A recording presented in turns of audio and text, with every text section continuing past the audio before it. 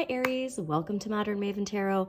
This message is for any Aries sun, moon, and rising, but also if you have Aries that rules a particular house or planet in your chart that you need clarity on, then this message is also for you.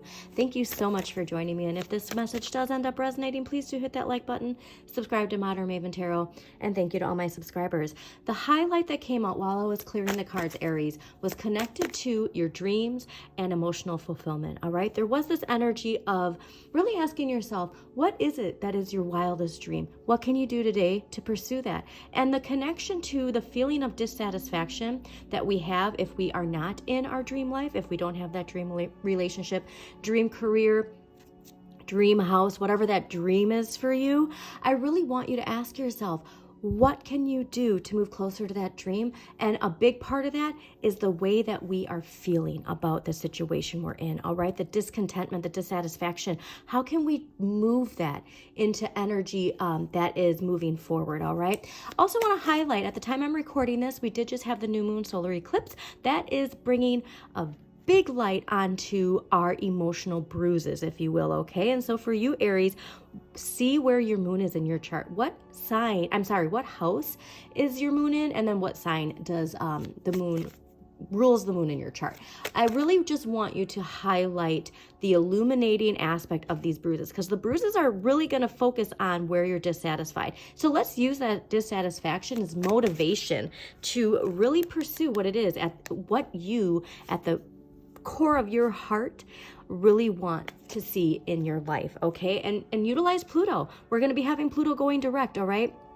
It's going to be going direct in Capricorn. This is the last time we're going to have Pluto in Capricorn for the rest of our lives. And this is tying up the loose ends. This is really making sure, you know what, the things that I can't take with me into this new age, this new chapter, this new identity, I am ready to leave them behind. And you have that fire within you to really tie up those loose ends, okay? So just recognize the things that have to leave, including beliefs, all right, including how we react to certain situations, and just allow for this renewal to come in, because this emotional renewal is here for you, Aries. We just really have to embrace that this Aquarian age, it wants us to charge forward, but the light and the shadow have to work together in order to steer our chariot, if you will, in the direction of our dreams, okay? And look at up here with that eclipse. So let's see what we got going on for you this week.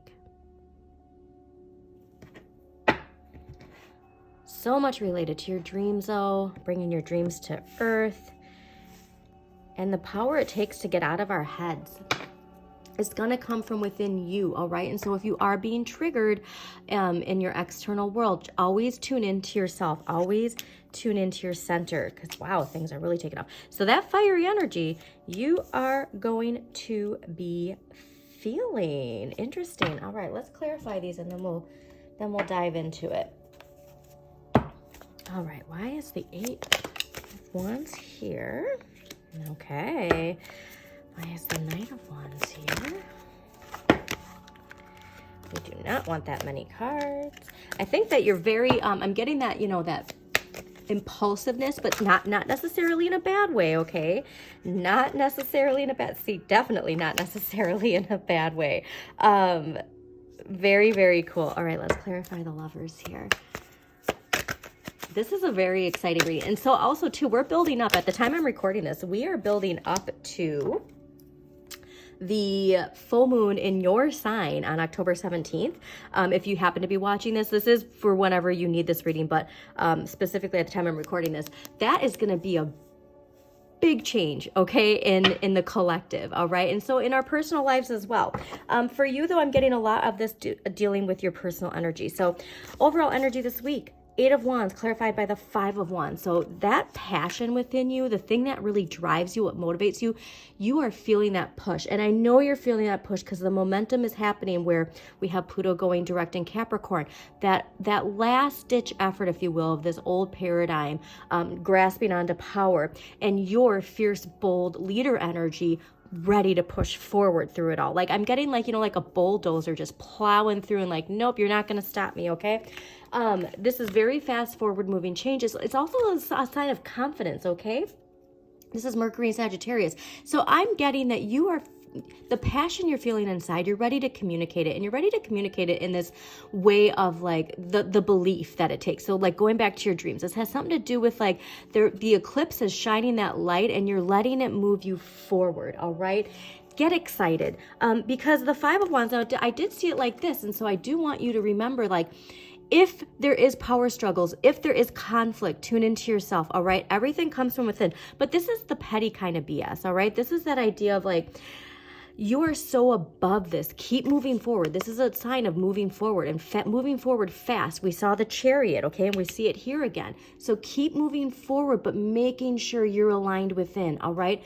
This is ruled by Saturn and Leo. And so whatever blocks, fears, limitations we have that causes us to, get into the muck, if you will, it is a wound from our ego. So going back to, we have Chiron and Aries retrograde in your sign. All right, we're cleaning those wounds, and so don't delve into this. You're above it, all right, and not above it in this egotistic way, but just saying, this is part of my healing journey and healing my ego and healing my emotional wounds, to not allow this to deter this energy of moving forward. Now, the Knight of Wands, talk about seeking out experiences make you feel alive. This is also ruled by Scorpio. So to me, this is very strong that somebody could be coming in during Scorpio season, or this is that shift with the Pluto transformation with you during Scorpio season, this season of death, birth, transformation, of you really transforming into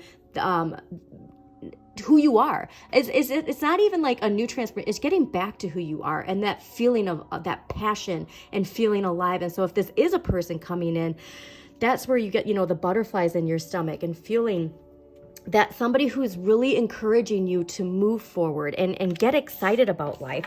But why I said that this is probably you is because we have the Hangman, and the Ten of Wands with the Chariot. And so here, this is that idea. Look at this person. This is so amazing because this is the same person, right? So here they are. This is Neptune energy. So please take a look at where Neptune is, your chart. What sign rules Neptune?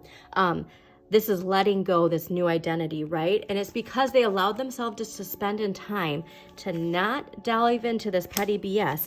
And now they have the wand in their hand. And now they're ready to move forward. Another interesting thing to let you know is in this deck, the Eight of Wands, which we have here, has a person on a motorcycle moving forward, okay? And so this is where this is telling me that if this is a person, this person's coming in because you are aligned in this new energy, in this new identity, really letting go, seeing a new perspective. And that's where this comes in too. You're seeing a new perspective on what this petty BS really is.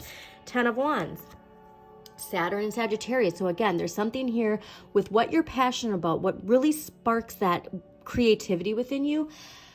That fresh start is coming, all right? Just the burden's being lifted, and it's being lifted because of you accepting this new identity, letting go of something that we're dropping the baggage, okay? All of us are energetically dropping baggage from old identities from the past that no longer serve us, and this is amazing. Now, what you need less of? The Lovers, okay? So there is a relationship in our life where we need to focus less on it. It could be where this petty BS is. Here's the idea of like, you are moving forward really fast, while other people who aren't necessarily going to be on this journey with you, they try to pull you back in. They try to pull your vibration down. And that's where this comes in. And so there is some dissatisfaction here. So you really have to ask yourself, the energy I'm putting into a certain relationship, like if it's fights and conflict, but like that's part of the cycle that you need to break out of. This is where giving less to this relationship, giving less energy to the dissatisfaction is gonna work wonders for you, okay? So let's get an empowering question and then we'll close this out for you. All right, what do we got? Okay, perfect. So how often do I give myself permission to enjoy life? How do I feel then? Because I do think when you're lifting your vibration up, just remember the people who are attached to the old chapter, to the old identity, that's just part of it, is like that energy is going to creep up to try and pull you down, but it's whether or not you allow it to. So this is really about, what are you passionate about? Enjoy it, okay? Really allow that creativity, that spark, all right? And this doesn't have to be, a whole like revamp of your career, but like if there is, like if you enjoy painting, like spend time doing that, okay? Channeling that energy into something you enjoy versus channeling into the conflict is going to have you moving forward and moving forward very fast. So thank you so much, Aries, for joining me. Again, please hit that like button, subscribe to Modern Maven Tarot, share this with somebody who needs to hear this message, and as always, shine your inner light. You've got this.